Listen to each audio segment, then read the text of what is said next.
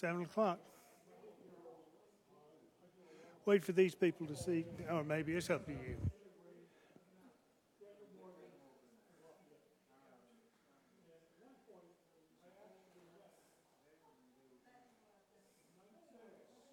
Good evening. How are you tonight? Good. Welcome to this bloody lecture. Yeah. Yeah. So I have a couple of announcements. First of all, Connie Daniels downstairs, who greets you very often, was telling me that the Lawrence chapter of the FFA is selling raffle tickets for $10. And when you win, you get a butchered and processed pig. Pretty good for $10. So the raffle will be held on March the 28th. The drawing will be held on March the 28th. And all she needs is your name and a phone number. And if you want to give me $10, I promise I won't run away with it. I don't think it'll take me very far anyway. So I'll be glad to take your money and give it to her and get your name and phone number. Also, this Saturday, we are having a open house for this Magnolia Room. We rent it out. It is one of our major money getters for the museum. And lots of vendors will be here. So if you know anybody who's wanting to have a blowout birthday party, wedding, any kind of big gala, tell them about it and they can come. So that's this Saturday. Also this Saturday, our community art show is beginning. It will be here for 6 weeks. Some of you know that Jim Brinson gives art lessons. Actually, what he does is he guides. I don't believe there's a stand up and listen. He doesn't lecture or anything. He guides artists every Wednesday morning from 10 till 12. And so some of his students and his and Barbara's works of art will be in our visiting exhibit hall starting Saturday and will last for 6 weeks. So please come and see. We've got some good stuff down there. And here's Durant. Thank you, Teresa. I appreciate that. So what we're talking about tonight is obviously the bloody summer of 1780, the summer after Charleston Falls. Charleston Falls, May the 12th, 1780. And it's just a whirlwind of activity, and the state of South Carolina quickly becomes 95% under British control. What we have here, this painting here, is the Battle of Huck's Defeat by Don Troiani, and we're going to be talking about this battle here in a little bit. And speaking of battles, and speaking of bloody battles, particularly in the summer of 1780, there is the Battle of the Waxhaws on May the 29th of 1780, 17 days after Charleston Falls. So in this battle, of course, Abraham Buford had come down to relieve Charleston before Charleston fell. He had been bringing an army from Virginia of 350 men, and it was a supply column to hopefully let Charleston hold out longer, but it was kind of a futile gesture. He had 2 cannons with him. He had plenty of shot and powder and cannonballs, things of that nature. He had a wagon train with the 350 men. Well, he got as far as the Santee River at Lanús Ferry, and he witnessed the battle at Lanús Ferry on May the 6th of 1780. And in that battle, William Washington and his group of dragoons were thoroughly mauled, and it was a terrible defeat for William Washington. They lost everything. William Washington only survived because he swum the Santee River, and he would have had only the clothes on his back for the next little while. He went to Halifax, North Carolina, and raised another regiment of troops and came back into the fight 4 months later. But now that Abraham Buford witnesses that, he knows that Charleston's fallen. He needs to go back to where remnants of the Continental Army are, and that's Salisbury, back in North Carolina. So he turns around and he goes back home. Well, for a brief period, John Rutledge, the governor of South Carolina, was with Buford. And when the British High Command got word that Rutledge was with Buford, they wanted to send Banastre Tarleton to capture Rutledge. And so he was to attack Buford's column. And Buford had a days-long head start on Tarleton. And there was 80 miles from where Buford was from Charleston. And Banastre Tarleton covered that ground in 2 days, 50 miles the first day, 30 miles the next. And this is the Great Wagon Road right here. Tarleton came down in column formation. They were exchanging letters back and forth. You better surrender, you better surrender. If not, the blood be upon your head. And Buford prepared to receive Tarleton's attack. And this is the first battle that Abraham Buford had ever fought in, and it was the last battle that he fought in. And some of the worst tactics of the American Revolution were used by Buford in this battle. And what he did was he lined his 350 men up in a straight line, just like this. I told you he had 2 cannons. Did he have them launched up here so that Tarleton would not charge into grape shot? But no, those cannons weren't here. They were back in the back. And they may have still been unlimbered in the wagons. So here comes Tarleton charging down this road, and as soon as they got about this far away, they start breaking off en echelon, going out like this. And that's transitioning from column formation to line formation. And Abraham Buford gives this order: hold your fire until charging Tarleton is 10 yards away. So here comes these horses coming at full gallop. And there's that line of Continental soldiers.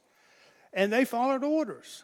And as soon as that charging line of horses came in 10 yards, they let loose with a thunderous volley, a huge blast. And the primary thing that did was it covered the entire battlefield in smoke. And you couldn't see your hand in front of your face.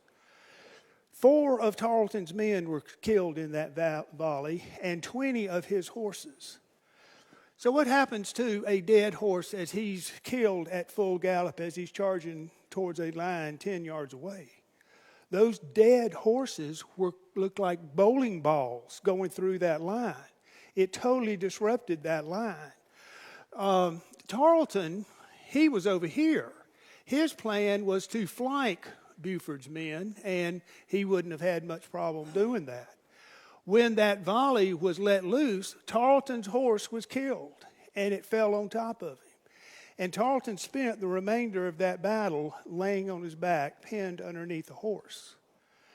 Well, it was total devastation along the Continental line. And some men, sometime, somewhere, raised a white flag. Now, while this white flag was being raised, there was another battle going on here between foot soldiers. So this was continuing to fight. Someone presented a white flag to Tarleton's second in command over here. His name was Cochrane. And he said, I can't accept that flag. You'll have to present that to Colonel Tarleton. Well, where is he? He's over there on the other side of the line. Well, Tarleton never got to that white flag. That never happened. So, we have all these stories about the massacre during the Battle of the Waxhaws. Jim Piketch did a study of this battle, and his book that he wrote is entitled, May the Blood Be Upon Your Head. which is a line that Tarleton used. And he determined that there were 5 men that were killed after the white flag was raised. Now, there's a huge question of when it was raised. But the stories that we have, the first story that we have about the Battle of the Waxhaws came from Abraham Buford. It came 4 days later. It came when he was 100 miles away, and he never saw this. He was in the back while this happened, and then he skedaddled back to Salisbury. And he made the reports about the massacre and Tarleton's quarter. And the thing of it is, though, Tarleton's Legion, British Legion, those were some rough guys.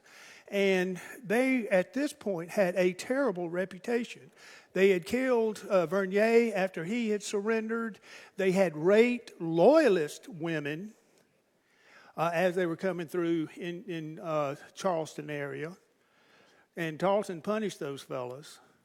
But they were a rough-honed group. They were Americans from Pennsylvania, New Jersey, New York, and so forth.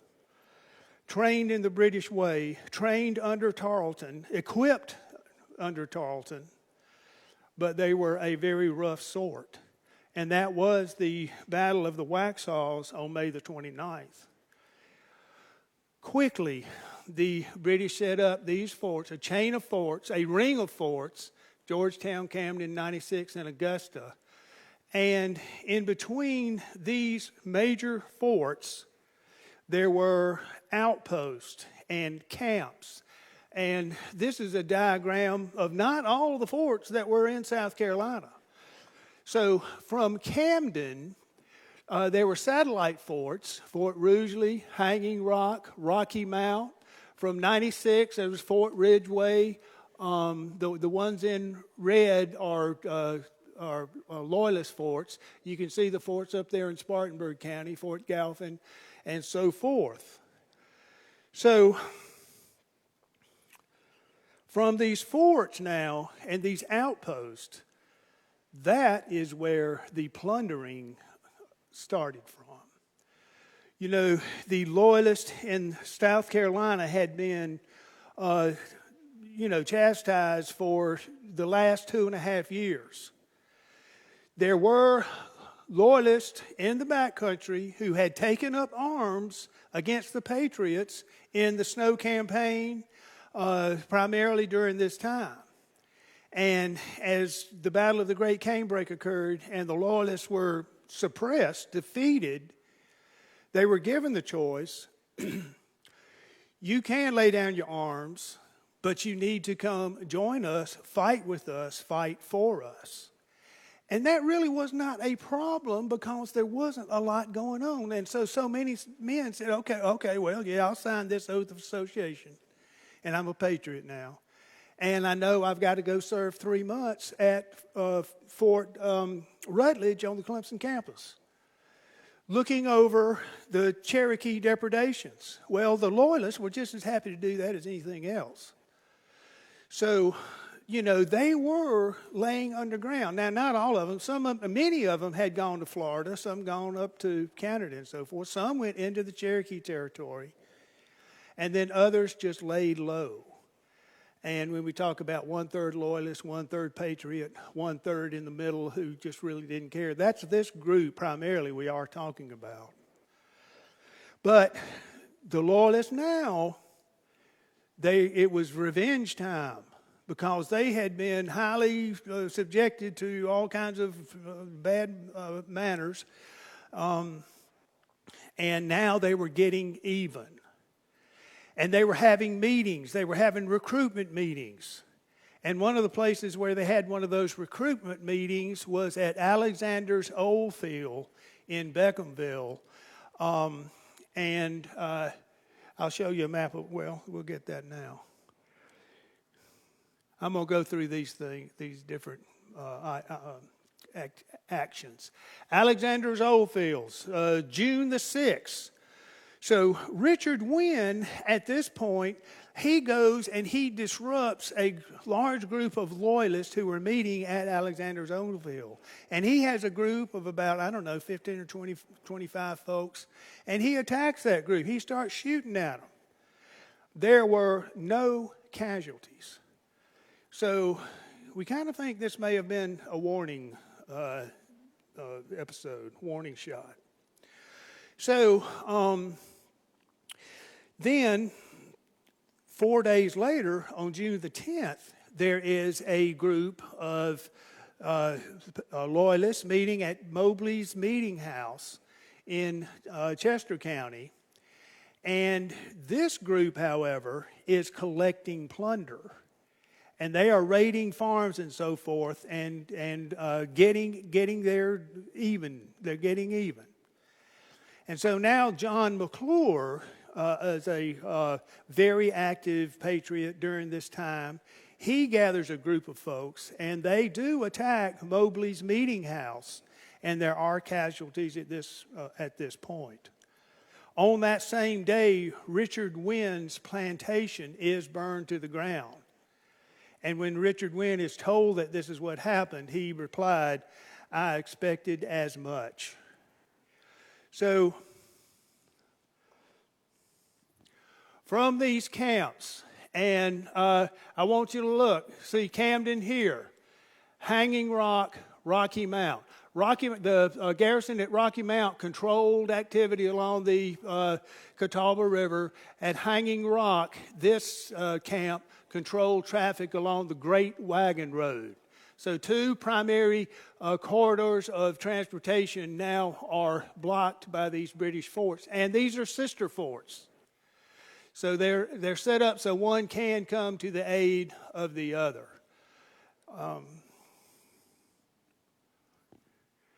Here you can see Alexander's old field. This is Rocky Mount, where that fort is. Mobley's Meeting House.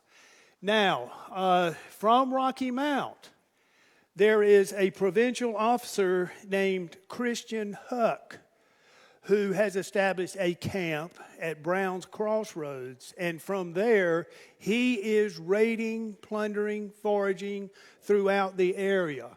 And he moves up through here. His primary goal is Fishing Creek Church. He wants to go to the congregation of John Simpson. John Simpson, the pastor, I believe it was captain was his rank, and he led that entire congregation of Fishing Creek Presbyterian Church in the Revolutionary War. He commanded his flock. There was a young 16-year-old boy named Matthew Strong walking to that church with the Bible under his arm. And Christian Huck comes up on him on his way to the church. And he asked Matthew Strong where his older brother was, because his older brother was a noted patriot. And Matthew Strong says, I don't know. And if I did know, I wouldn't tell you, something like that. And the next thing we knew, Matthew Strong, 16 years old, with the Bible under his arm, was shot dead right there. And then Christian Huck went to Fishing Creek Presbyterian Church because it was Sunday. He was hoping to capture the whole congregation, but no, they had left and they were in camp with Sumter in the Catawba Indian Reservation. So he burned that church on June the 11th. On June the 18th, he comes up here to the most prosperous industry in the backcountry of South Carolina, and that's William Hill's Iron Works. It was a foundry. They made swivel guns there. They made cannonballs there, plus all sorts of blacksmithing tools and necessities for pioneer life. And he destroys Hill's Iron Works. Now he's got his eye on William Bratton. And this is activity that is leading up to July the 12th. And July the 12th is the date of Huck's defeat. And when Christian Huck was killed, that was a very big deal. It's the first time that backcountry militia had totally defeated trained provincials. So it's a big deal. But that's not the only big deal that occurred on July the 12th. Because on July the 12th, there was an entire series of 5 battles in 4 days in Spartanburg County. Now, these are little smaller battles and everything, and they don't have the press that Huck's defeat has. But these battles are equally as important, and when you look at them in the totality, they're as equally instrumental. So, Jane Black Thomas rides 60 miles from 96 and warns her son, John Thomas Jr., that there's a force of Tories coming to attack his camp later that evening. So John Thomas Jr. builds up his fires, and he has his men spread out into the surrounding woods. And about midnight, about 60 or so Tories rush into the camp. They're going to catch those sleeping patriots right there. They get into the camp. They're illuminated by the fires. And John Thomas Jr. orders a volley, and it blasts in there, and it kills or wounds half of those attacking Tories. And they immediately retreat, and they retreat all the way up to Fort Gowan, which was an abandoned fort that had been used in the French and Indian War. And when they got there and settled in, they looked up, and there were about 30 men. They saw another group of 30 men coming their way. And they looked at those guys and said, "Who are you?" And the approaching fellows looked around. They said, "We're King's men." "Oh, yeah, good. Come on, buddies. We're going fixing to have supper." So he invited that group of 30 in. Well, those men were not King's men. They were Georgia refugees, leaving from the devastation that was going on in Georgia after the first siege of Augusta failed so terribly. Terrible goings-ons in Georgia during this time. And these Georgia refugees were on their way to the Over Mountain men. Elijah Clark, during the Kings Mountain campaign, he led 600 Georgia refugees over to the Over Mountain area, Watauga. Patrick Ferguson thought he had an army of 600 men coming after him, but these were 600 women and children. And these particular Georgia refugees now had hooked up with the survivors of Cedar Spring.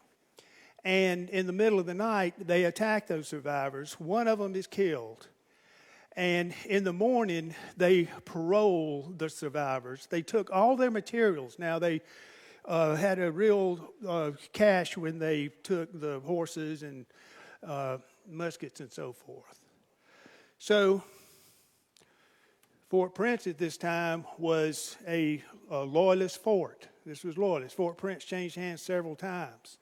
And the garrison at Fort Prince under James Dunlop, who was the enforcer for the British, he was a Queen's Ranger, just like Simcoe in turn. Our version was James Dunlop, along with Ambrose Mill and 85 Loyalist militia, James Dunlop and 15 Queen's Rangers. They went up to attack the victors at Fort Gowan, 30 of them or so, and they have about 100 or so men. And when they get there, what they don't realize is that those Georgia refugees had hooked up with Charles McDowell's camp of 350 patriots. And the garrison, the men from Fort Prince, the loyalists, attacked. They bayoneted 2 sleeping 16-year-olds first. And then the camp was aroused, and the camp started charging towards the loyalists who had set up an ambush behind a fence. And so they let loose a volley, and now 6 patriots had died, a total of 8. And Charles McDowell had poor camp security then, and he was chastised for that. But the next morning, Edward Hampton gathered up the best horses from Charles McDowell's group, and he charged down, chasing after Dunlop and the loyalists there, Ambrose Mills. Thank you. So He kills 8 of them at Shiloh Church as they catch up with him, and then that group of loyalists makes it to Fort Prince, who was a very formidable fort, and that was the end of those 5 days, 5 battles in 4 days in Spartanburg County. The loyalists abandoned Fort Prince. Spartanburg was too hot to handle. So these lines were pushed back 40 miles, never to be recovered by the British. And this is what happened during the time that Huck's defeat happened, and we're so happy about both events. This is Martha Bratton warning her husband that Christian Huck was on the way. And she's giving this note to the manservant. Can't remember his name right now. Excuse me? Watt. Thank you, Bobby. And so Watt takes this note to William Bratton, and William Bratton catches Christian Huck the next day at Williamson's plantation. He's attacking at dawn. So that was a big deal, and that's July the 12th.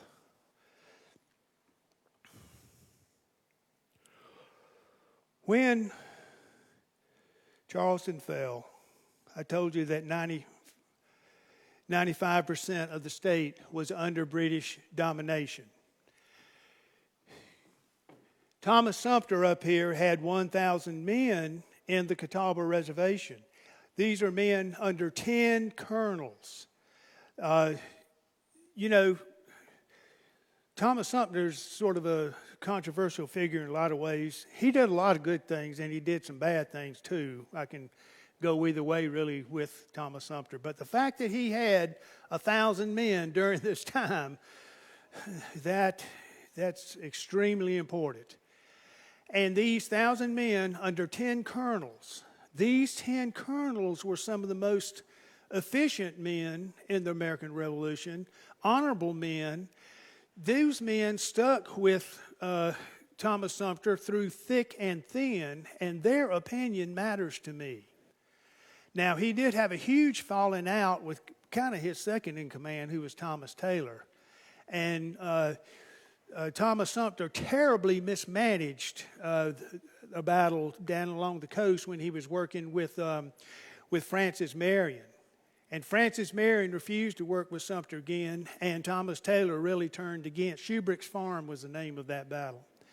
And Thomas Turner turned against Sumter at that time, but he still had those other colonels that were extremely loyal. So, 1,000 men here. I told you about Charles McDowell having 350 men right here. He was from North Carolina, but he had North Carolinians and South Carolinians. And Isaac Shelby came over and joined with him. I'll be talking about that in a minute. This right here, Charles McDowell's camp, this was the nucleus of the Kings Mountain men. Every one of these men, plus about 600 or 800 more, but every one of these men fought at Kings Mountain. So, the other group of resistance, there were 4 loosely organized companies in the Petey area. And these men eventually became Marion's men. Marion at this time had a severely broken ankle, and he was out of the field until mid-August. So there's Huck, there's Huck's defeat. Now we're in the very end of July. And I told you about Sumter and his 10 colonels. They got together at Tuckasegee Ford on the Catawba River in North Carolina and had a council, if you will. And they decided that they were going to fight under the leadership of Thomas Sumter. And from that point on, he was really regarded as General Thomas Sumter, even though at this point it wasn't made official. And Thomas Sumter was sent to talk to the governor, Rutledge, in Hillsborough, North Carolina, which was the government in exile because Charleston had fell. Rutledge went all the way up to Hillsborough, where the North Carolina Patriot governor and the South Carolina Patriot governor were in exile. And Sumter met with him, and Rutledge gave Sumter 17 certificates worth 1,000 pounds each. And from that, Sumter was to supply his army with, shot and powder and tents and blankets and stuff like that, which he did. But he came back to his men, and immediately, the next day, he was on the attack. So here's Camden, Rocky Mount, Hanging Rock. Up here is where the Catawba Indian Reservation is. And as soon as Sumter got back, he took his men down to attack Rocky Mount. And at the same time, he sent William Richardson Davie as a diversion to attack Hanging Rock, because he didn't want Hanging Rock to come to the aid of Rocky Mount.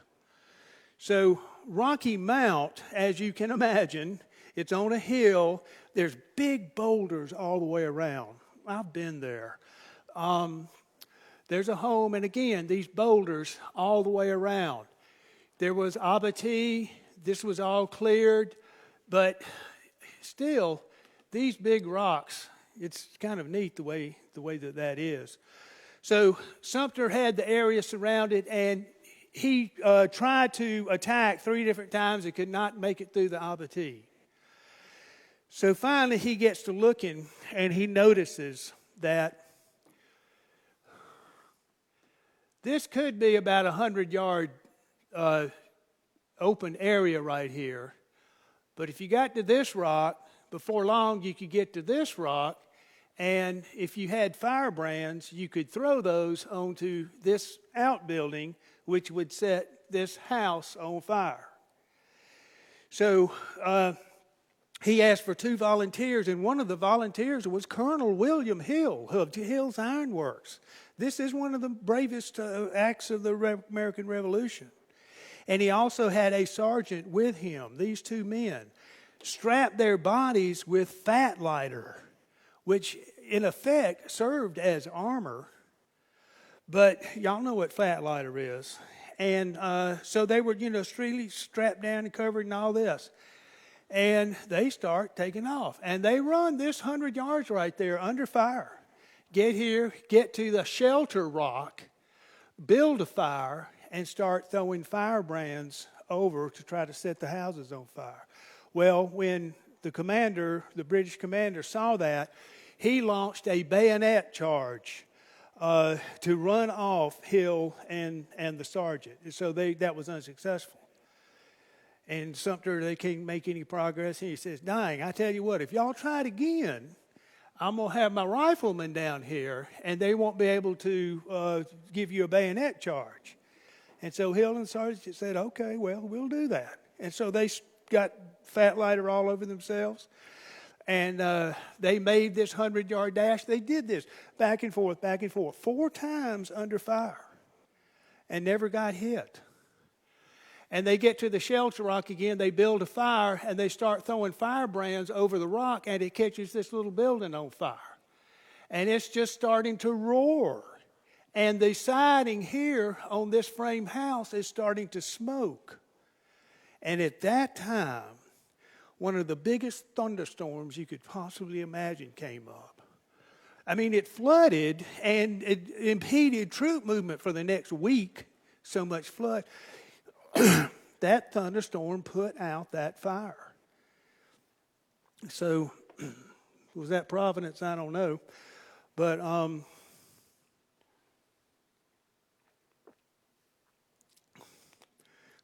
while that was going on, William Richardson Davie, brilliant North Carolina militiaman, founder of the University of North Carolina,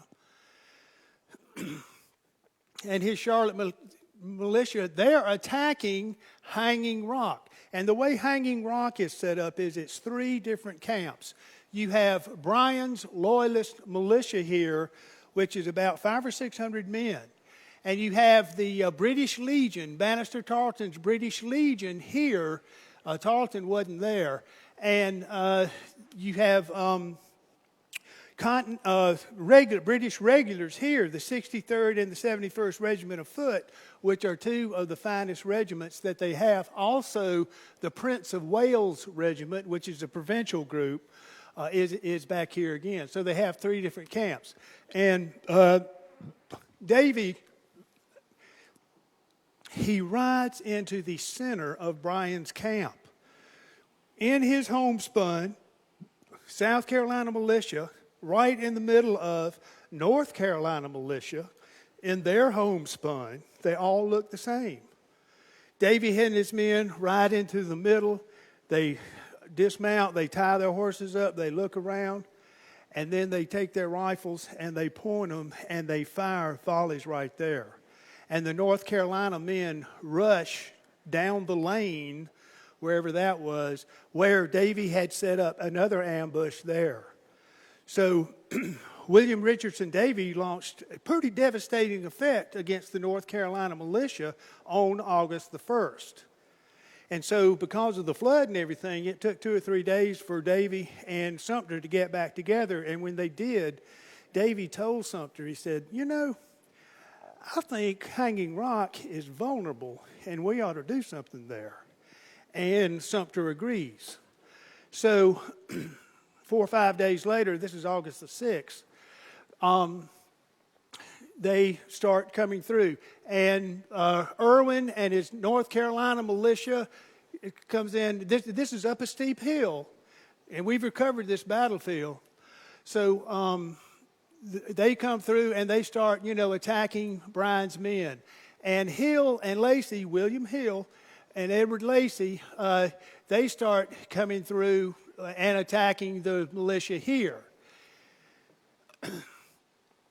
Bryan's men get pushed back, and they start retreating. Now Hill and Lacey are here, and Irwin and his North Carolinians are here. This is a copse of trees, and they are attacking the British Legion, and who are under the command of McCulloch.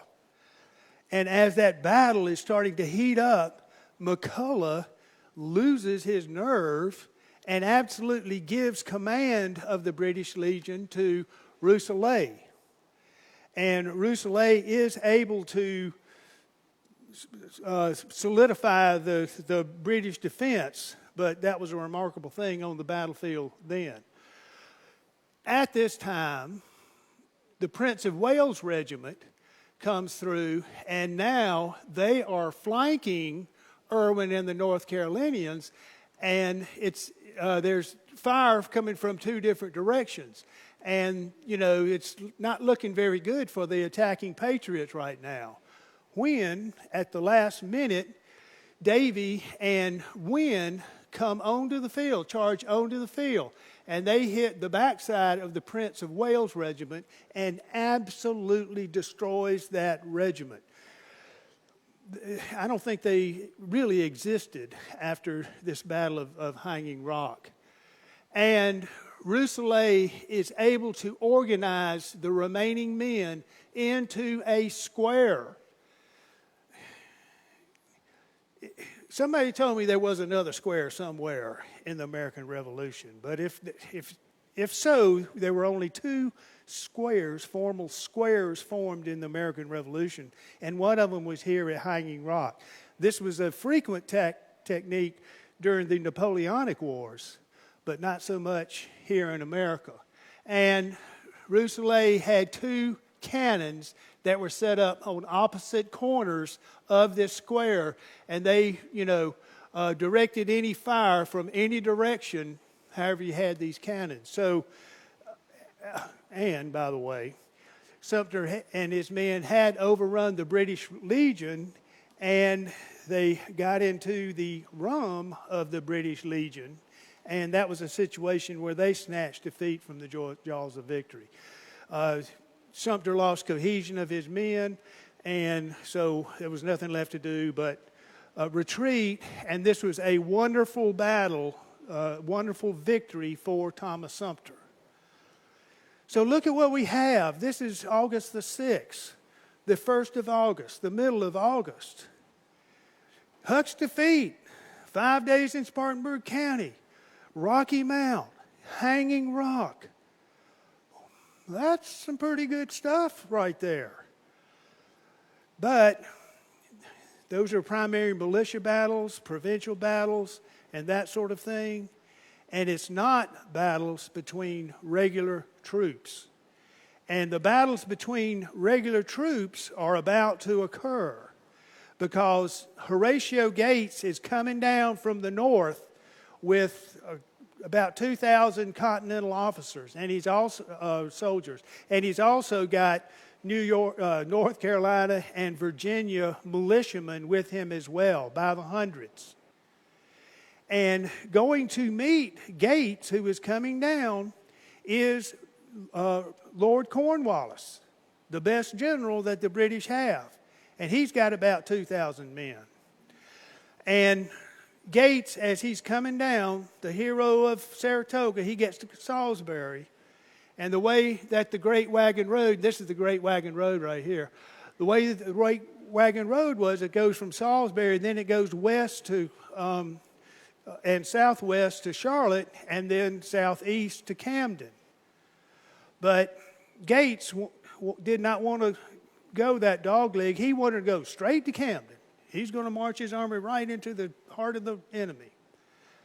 And he was marching through the Pine Barrens of North Carolina, where even those North Carolina Tar Heels knew that wasn't a place that they wanted to live. You could not create a farm. It was sandy soil, that sort of thing. But no, Gates is going to blast straight on through the Pine Barrens. And his army has nothing to eat except green corn and molasses. And that's what they are fed the night before the battle. Can you imagine the diarrhea problems that evolved from that right there? And I tell you, when a man has diarrhea, he ain't in no fighting mood. And that's what happened to the Patriot Army here under Gates. So this is a layout of the Battle of Camden, August the 16th, 1780. Virginia militia on the left flank. North Carolina militia here. Untrained farm boys. The 2nd Maryland, the 1st Maryland, I believe, is in reserve, and Kirkwood's Delawareans. Now, Smallwood and the 1st Maryland Regiment, that's the best regiment that the Patriots had. That is Washington's Immortals, the Valiant 400, and who fought so well in the Battle of Long Island in New York, and fought really well down here in the South, but Camden was a disaster. And the primary reason is there was the British light infantry on the right flank. They usually stayed on the flanks. Then you've got the 23rd and the 33rd Regiment of Foot. These are highly trained men. The way these European battle alignments lined up, you always put, well, not always, but the idea was to put your strongest men, your best men on the right flank to come through here and blast through, which means your left flank was not your best men. We got the best men here on the right flank. We got the best men here on the right flank. These guys here are pretty darn good, and they can stand up to whatever these Continentals here do. But these guys are total rookies going up against extremely experienced regiments, and it was a disaster. The Battle of Camden was one of the worst defeats in the entire Revolutionary War. The North Carolina militia and Virginia militia threw down their rifles and muskets, loaded, and not even bothering to shoot them. They threw them down and ran. And when that happened, now, Tarleton and his men, they're getting ready. They're flanking. They're coming in behind. There's a gap that opened up in the center here. The Continentals here were surrounded. Baron de Kalb is here, and he's trying to put up a defense. He gets wounded 11 times, bayoneted and everything else. And he died 3 days after this battle. He was a hero. DeKalb County, Georgia is named after him. But these men fled, and they fled into the swamps. It's only because of the swamps that the survivors that they were able to get away. Camden was a terrible defeat. Here's another schematic coming out. Ooh, let's go back this way. Look at them, they're all running. And these guys are moving on through. Camden was a disaster.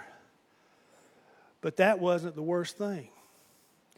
Because the day before the Battle of Camden on August the 15th, Thomas Sumter talked to Gates and he says, look, you need to send me around the backside of Cornwallis's army and let me capture their baggage train. See, Sumter, he was all about capturing baggage trains. He liked that. He liked plunder. That was one of his faults, is the fact that he tended to be a plunderer.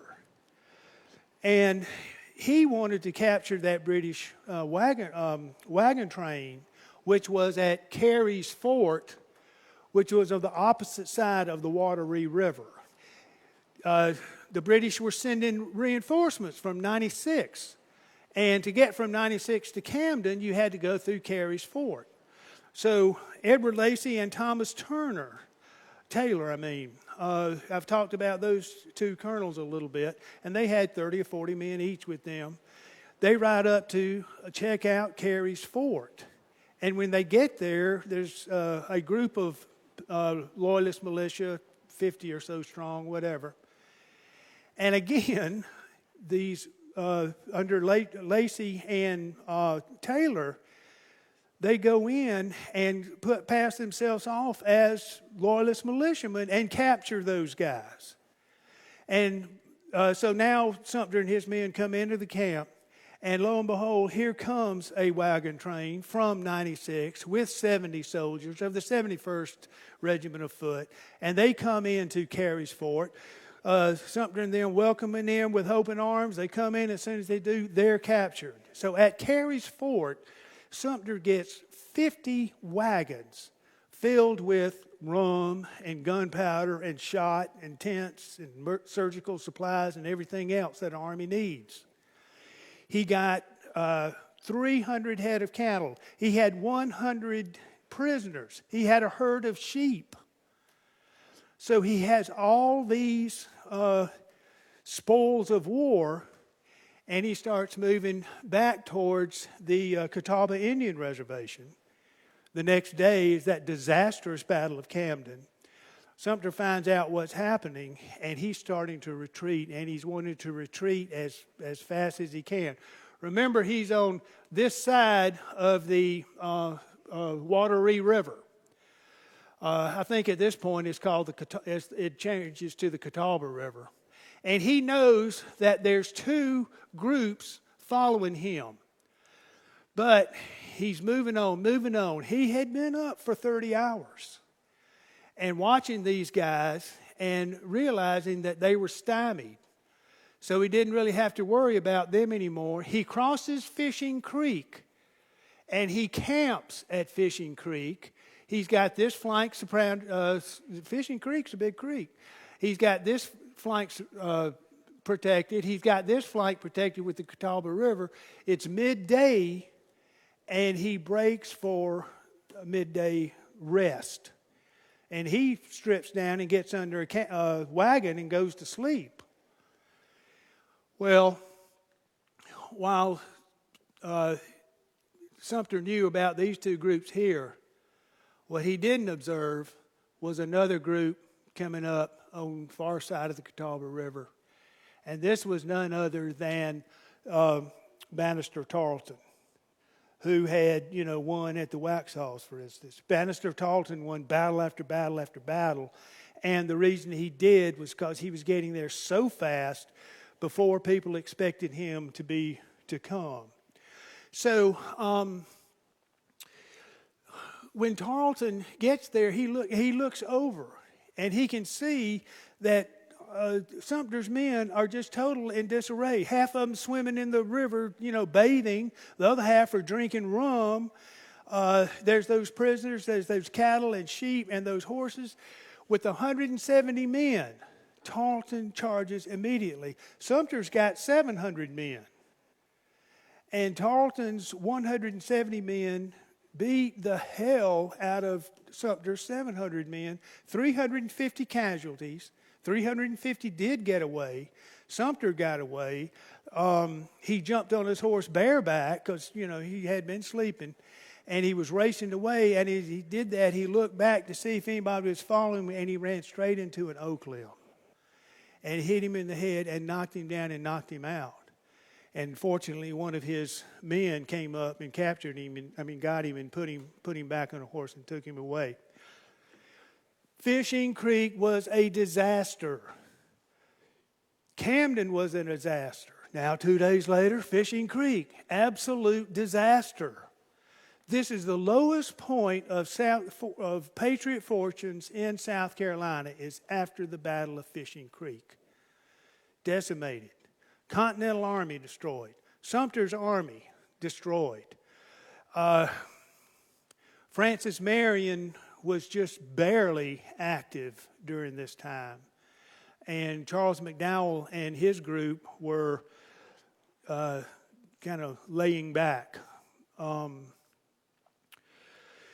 So, as a result of what happened in those 5 battles in 4 days in Spartanburg County, those battles in Spartanburg County and Huck's defeat got the attention of Isaac Shelby, Over Mountain Man. He is encouraged by some of these activities here. And he comes over with 60 of his Over Mountain men and joins with McDowell's group. And now McDowell has got South Carolina, North Carolina, and Over Mountain men in his camp. Who was at Kings Mountain? South Carolina men, North Carolina men, Over Mountain men. They are in McDowell's camp. And soon thereafter, actually the next day on July the 26th, Shelby is leading 600 men from McDowell's camp to attack Fort Thickety, which is under the command of Samuel Moore, who's got 93 men with him. And from Fort Thickety, which is in York County, with Cherokee County, they were plundering the surrounding countryside. And Shelby knows about this. McDowell knows about this. These 600 men know about this. And so the day after Shelby gets there, they go to Fort Thickety and they surround it. And the defender says, Samuel Moore says, "I will defend this fort to the last extremity." And, Shelby said, "Well, that's fine. We're going to attack at dawn." And so the next day at dawn, Shelby had those 600 men take a step out from the woods. And when Patrick Moore saw what he was faced with, he surrendered. He surrendered without firing a shot. And yes, those 93 men were captured. But what was probably better than that is they also captured 250 stands of muskets loaded with buck and ball. And 93 men could have held off those 600 men. There's no telling how long, because you're not going to charge across an open field facing 250 muskets of buck and ball. Y'all know what that is. It's a musket ball, and then they take 3 or 4 shotgun pellets and put it down in that barrel as well. A musket ball, when it fires, it's like a knuckleball. It goes, you never know where it's going to go. But when you quadruple that killing power with 3 or 4 big, buckshot. They were stout buckshot that they were using during this time, almost as big as rifle balls. All of a sudden, that blast that goes out, you've really increased your killing power then. So Fort Thickety was a successful attack. The Overmountain men had signed up for 30 days, and their time was about to wind down. And Shelby wants to attack one more time. And at this time, in McDowell's camp, there is Elijah Clark from Georgia with Georgia refugees, Georgia regular militia. Elijah Clark was a great Georgian militia general. And also there is James Williams, who is colonel with the Little River Regiment, which is right here, folks. This is the Little River Regiment. The Little River Regiment is Lawrence County Regiment. So James Williams lived about 15 or 20 miles down that way. And 60 or so men of the Little River Regiment are teamed up with Isaac Shelby and his Overmountain men. And also Elijah Clark and his Georgians. And all 3 of these men are the rank of colonel. Nobody has seniority over the other, so they decide to have command by committee. And that's the same format, really, that was used at Kings Mountain. So they had command by committee. And Clark, Williams, and Shelby leave from, at this time it's at Smith's Ford on the Broad River. That's where the camp was. And they travel 40 miles overnight till they get to a British encampment at Musgrove Mill, which is right up that way on the Enoree River, where Lawrence County, Spartanburg County, and Union County all come together. So that is where a group of 200 Loyalists were encamped. And Shelby and his men, 200 strong, they figure they can take that camp. So they ride 40 miles overnight, and they get to where that camp is. And they're talking to the local folks there early in the morning. And they find out that overnight that those 200 men had been reinforced by a group of 300 men, provincials, under the command of Alexander Ennis. And now that there's 500 men down there.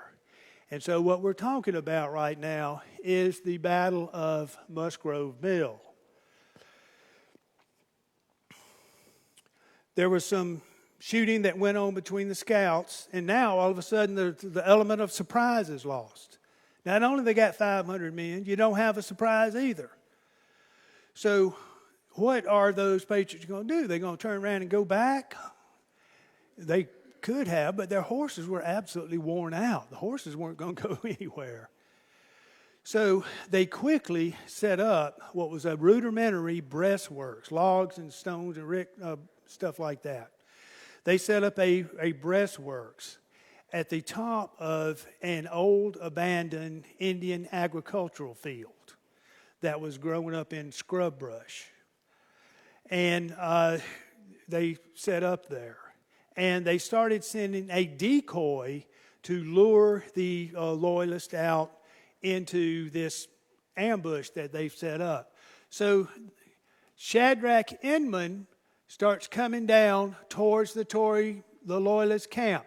And they're camped on this road, this colonial road. I can't remember what the name of it is. But there's a colonial road through the ford right here, and then it continued on up. And this road went to the Broad River. So this one went to Cherokee Ford. So Shadrach Inman takes a squad of men, and he charges down to the Loyalist camp. And he taunts them and everything. He turns around and leaves, and the Loyalists just stand there. So he turns around and he rides down and he's yelling at them and everything, whooping and hollering, and the Loyalists don't pay him any attention. So he's kind of, teed off about that. He charges down again. And he starts hollering at them, and he starts saying the ugliest things he could possibly think of about their mothers. And then at that point, the loyalists charge. And they charge forward. Now, this old Indian agricultural field is, rough and up and down, swales and valleys and hills and things like that. And it's hard for them to establish cohesion as they charge forward. But as they do charge forward and they get 110 yards from this breastworks, Clark, Williams, and Shelby are waiting for their charge. When the Loyalists get 110 yards away, they see that, they stop, and they fire a volley. Well, those muskets, they're accurate to 80 yards. They're not accurate at 110 yards, and that was a wasted volley. So they continue to come on through, and when they get 50 yards from the Patriots, that's when the Patriots were given orders to fire their volley, and they do, and it is devastated, and the Loyalist troops who are attacking, they're absolutely stunned. Alexander Ennis comes onto the field. He's riding on his horse, and he's starting to rally the troops, and he's starting to lead them in against Clark's men. And as he's doing that, he is shot in the neck, and he's unhorsed. And when that happens, cohesion is lost with the Loyalist forces, and they start to retreat.